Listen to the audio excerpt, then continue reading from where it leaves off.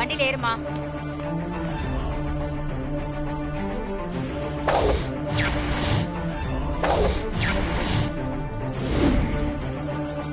என்ன பாக்குறீங்க? ஏறுங்க வண்டியில, ஏறுங்க.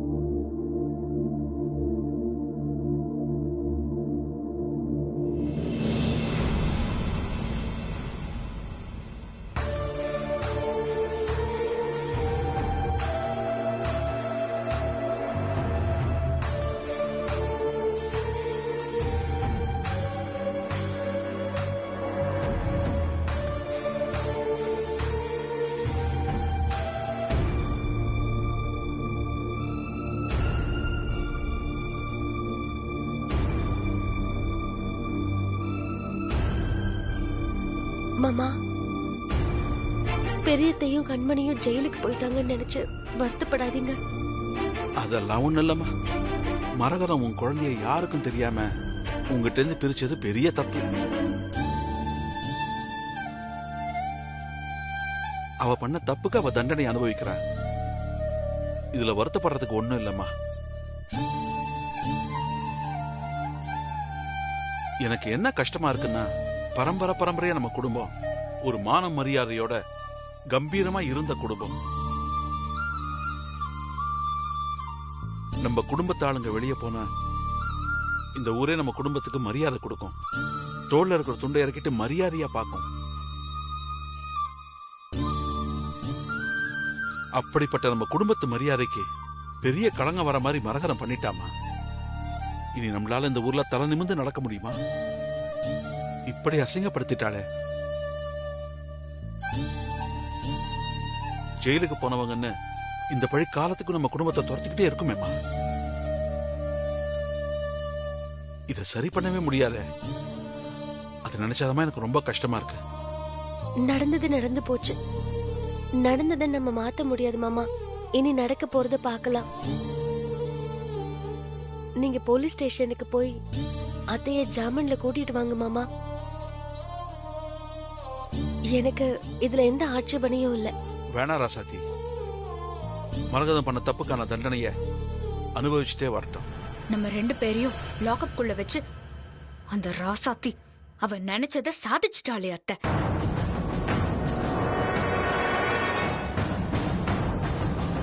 இனி என்ன கல்யாணம் பண்றதுக்கு முன்னாடி அடுத்த வேலை சோத்துக்கு வழி இல்லாத ஒரு சாதாரண பிச்சைக்காரியா இருந்த அந்த ராசாத்தி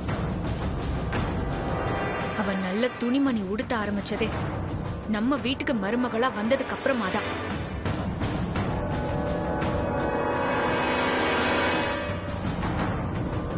ஆனா இப்போ நிலைமை தலைகீழா மாறிடுச்சு.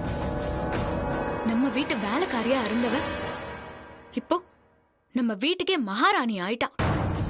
மகாராணி மாதிரி இருந்த நாம அவமானத்தோட லாக்அப்க்கு வந்துட்டோம். மாமா, யார் தான் தப்பு பண்ணல? கண்மணி குழந்தை இறந்து பிறந்ததுனால அவங்க என்ன பண்றதுன்னு தெரியாம அந்த குழப்பத்துல அப்படி பண்ணிட்டாங்க. சரிம்மா, தான் பண்ண தப்ப அவ சரி பண்ண முயற்சி பண்ணவே இல்லையே. மனசாட்சி உள்ள மனுஷி என்ன பண்ணிருக்கணும்?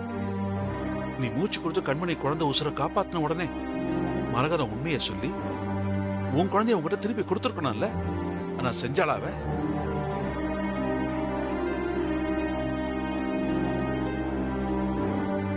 வன்மம் பிடிச்சவ.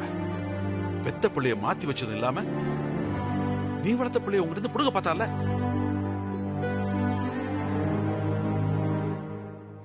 ராசாத்தி நம்ம குடும்பத்து ஆளுங்க கிட்ட சூதானமா பேசி காய் நகர்த்தி உங்களை இறக்கி விட்டுட்டு உங்க இடத்துக்கு அவ வந்துட்டா அத்தை.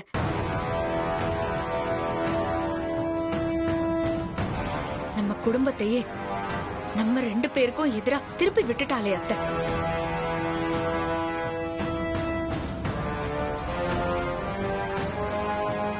நம்ம குடும்பத்து ஆளுங்க முன்னாடி நல்லவ மாதிரி நடிச்சு நம்ம 2 பேரையும் பழி வாங்கிட்டாளே அத்தை.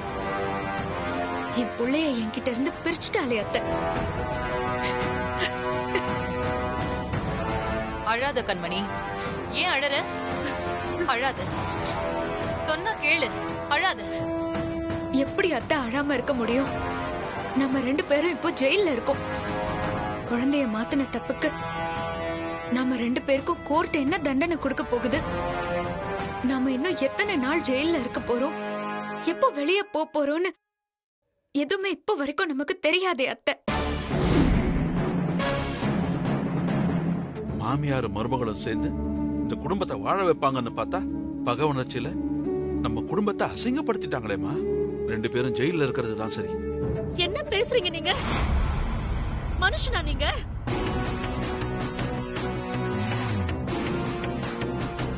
இப்படி பேசுறீங்க? உங்க பொண்டாட்டி வேணா ஜெயில கல்லு உடைச்சு கஷ்டப்படட்டும். ஏன் பொண்ணு எதுக்குங்க ஜெயிலுக்கு போய் கஷ்டப்படணும்? என் பொண்ணு நல்லா வாழட்டும்னு சொல்லி உங்க வீட்டுக்கு கட்டி கொடுத்து அனுப்பி வச்சா அவளை கழித்தீங்க சொல்றீங்க?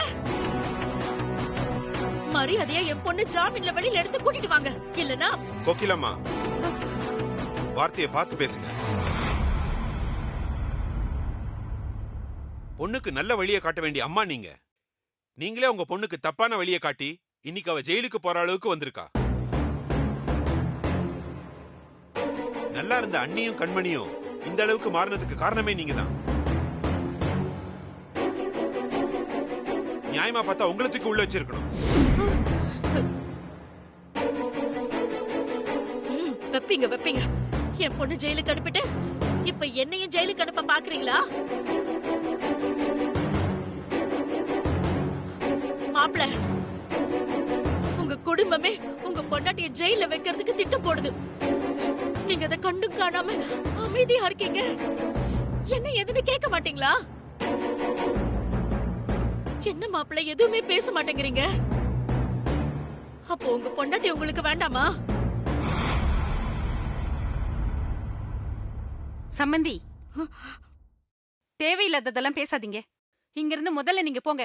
எதுவா இருந்தாலும் அப்புறம் பேசிக்கலாம்.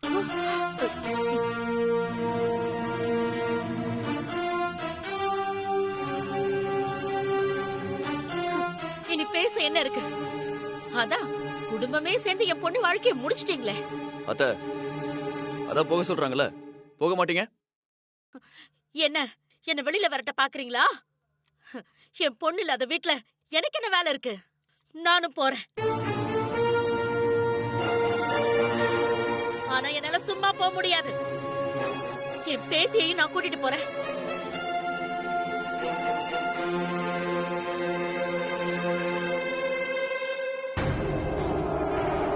பூமிகா, வாடா வா. ஏமா சம்பந்தி, பூமிகா, பூமிகா, விடுங்க.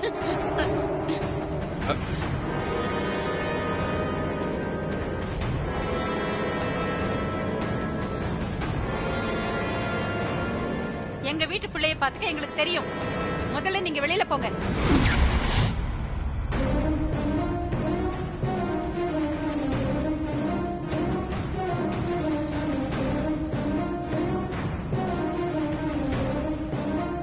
என் பேத்தியையே என்ன தொட விட மாட்டேங்கிறீங்களா? எல்லாரும் நல்லா கேட்டுக்கங்க. நானே என் பொண்ணு கண்மணிய ஜெயில இருந்து வெளியில கொண்டு வந்து என் பேத்திய நான் இங்க இருந்து கூட்டிட்டு போறேன். இது இந்த கோகிலாவோட சவால்.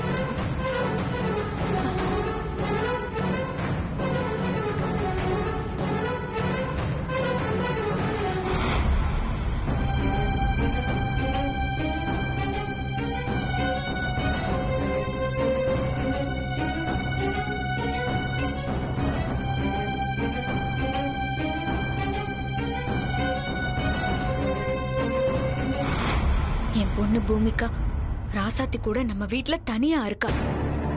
நாம இந்த கேஸ் முடிஞ்சு வெளியே போறதுக்குள்ள அந்த ராசாத்தி என் பொண்ணை என்ன வேணும்னாலும் பண்ணிடலாம் அத்தை.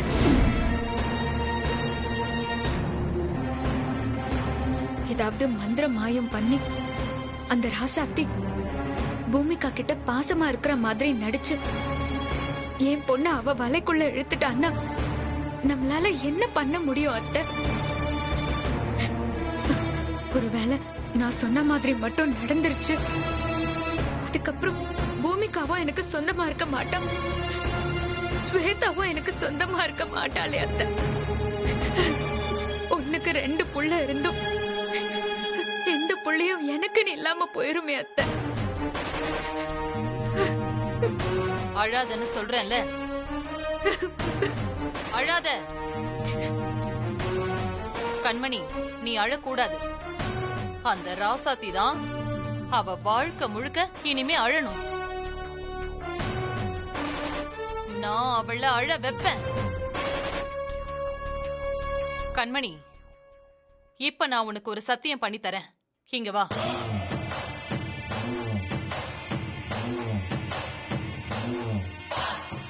பூமிகா, ஸ்வேதா 2 குழந்தைங்களுமே உனக்கு மட்டும்தான்.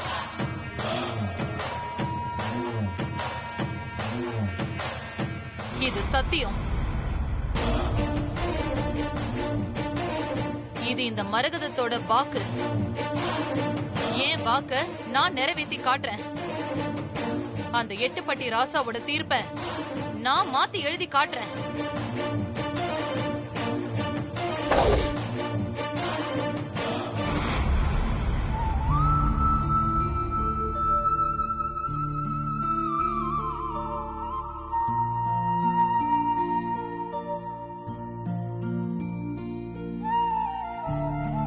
ரெண்டு பேரும் இங்கதான் இருக்கீங்களா? உங்க 2 பேரையும் நான் எங்கெல்லாம் தேடினேன் தெரியுமா?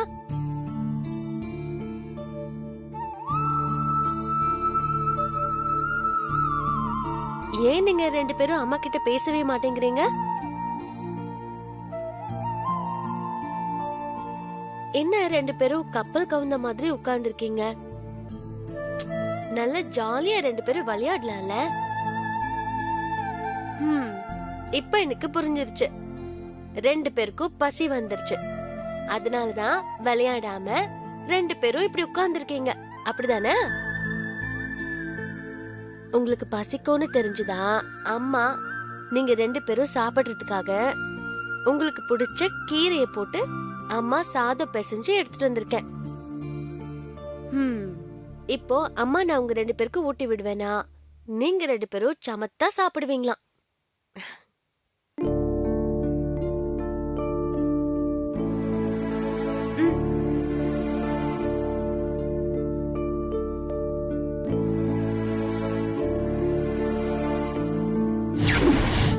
அப்போ குழந்தை மாற்றப்பட்டது உண்மைதான்.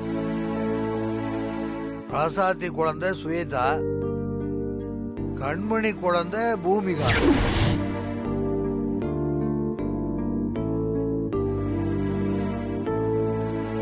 அப்ப நீங்க தான் என்ன பெத்தெடுத்த உண்மையான அம்மாவா?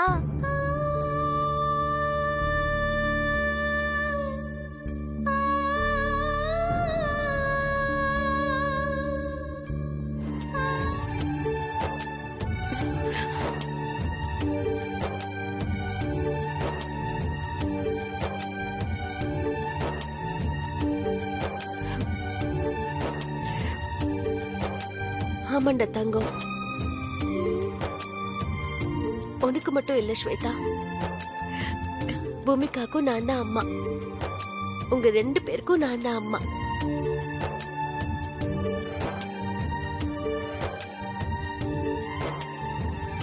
சாரிம்மா, நீங்க தான் என்னோட உண்மையான அம்மான்னு தெரியாம உங்களை நான் நிறைய வாட்டி திட்டிட்டேன். சாரிம்மா.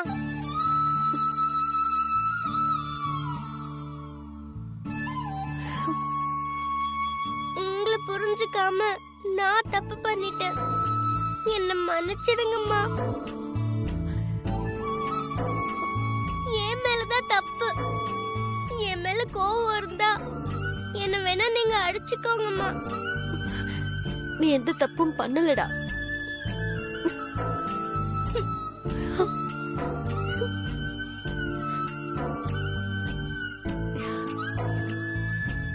என் மேல உங்களுக்கு எந்த கோவமும் இல்லையாம்மா? எந்த கோவமும் இல்லடா. உன் மேல எனக்கு எந்த கோவமும் இல்ல. நான் உனக்கு மட்டும் அம்மா இல்ல, பூமிகாவுக்கும் நான் தான் அம்மா. சரியா?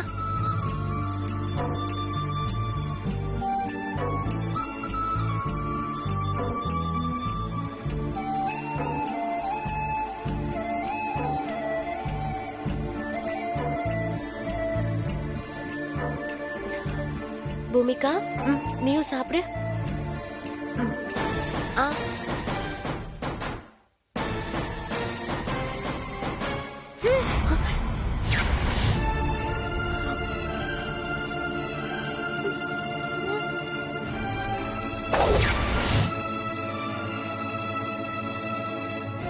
நீங்க எனக்கு அம்மா இல்ல.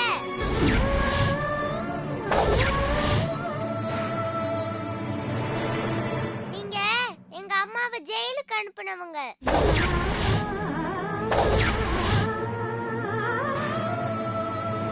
எங்க அம்மா கண்மணி.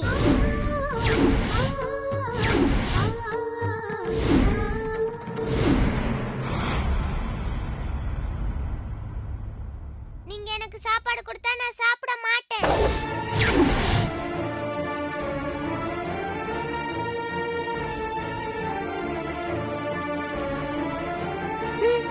பூமிகா,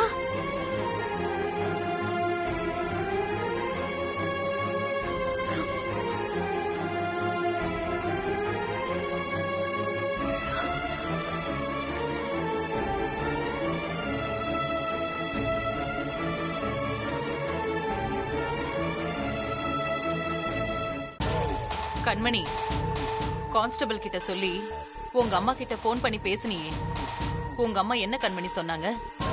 பேசிட்டேன் அத்தை. எவ்வளோ சீக்கிரம் முடியுமோ அவ்வளோ சீக்கிரமா வக்கீல வச்சு நம்மள பெயில்ல வெளியே எடுக்கிறேன்னு அம்மா சொல்லியிருக்காங்க. நாம சீக்கிரம் வெளியில போகணும். போனாதான் அந்த ராசாத்திய நம்மளால பழி வாங்க முடியும். இன்னும் நீங்க திருந்தவே இல்லையா? அந்த ராசாத்தி மேடம் எவ்வளவு நல்லவங்க. அவங்க பிரசிடென்டா இருக்கும்போது உங்க ஊருக்கு நல்லதெல்லாம் பண்ணிருக்காங்கல்ல. சொல்ல போனா உங்க ஊரே ராசாத்தி மேடத்துக்கு கடமைப்பட்டிருக்கு. அப்படி இருக்கும்போது ராசாத்தி மேடம் குடும்பத்தை சேர்ந்த நீங்களே ராசாத்தி மேடத்துக்கு எதிரியா இருக்கீங்களே. ஏய், நீங்க யாரு ராசாத்தி குடும்பத்தை சேர்ந்தவ? நான் ஒண்ணு ராசாத்தி குடும்பத்தை சேர்ந்தவ இல்ல. என் குடும்பத்தை சேர்ந்தவ தான் அந்த ராசாத்தி. அப்புறம் அந்த ராசாத்திய மேடம் அது இதுன்னு ஏன் முன்னாடி சொல்லிட்டு இருக்காத? லாக்அப்ல இருக்கும்போதே போலீஸ் கிட்டயே திமிரா பேசுறியா? நாளைக்கு கோர்ட்ல உங்களுக்கு ஹியரிங் இருக்கு. ஹியரிங்ல விசாரணைன்னு சொல்லி உங்க 2 பேர் மேலயும் 15 நாள் ரிமாண்ட் போடுவேன். அப்புறம் தெரியும் உங்களுக்கு போலீஸ் விசாரணைனா என்னன்னு.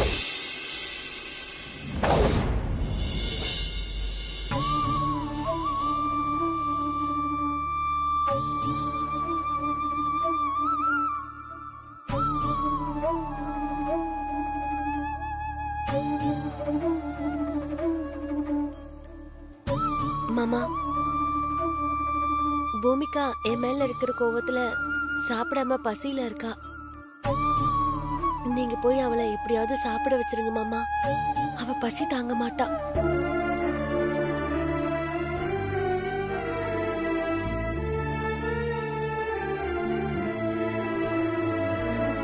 இந்தாங்க.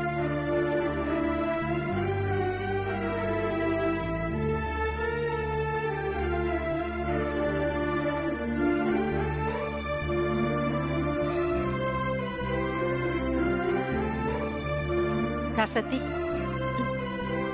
நீ பால் கொடுத்து வளர்த்த குழந்தை. உன் கையால சோறு வாங்கி சாப்பிடலையேன்னு வருத்தப்படாத.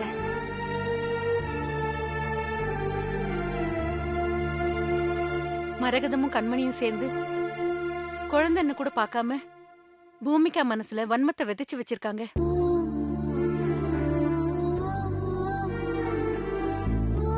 அந்த வன்மம் உன் பாசத்தாலதான் கொஞ்சம் கொஞ்சமா வேரோட அழியும். அது வரைக்கும் நம்ம பொறுமையாதாம்மா இருக்கணும்.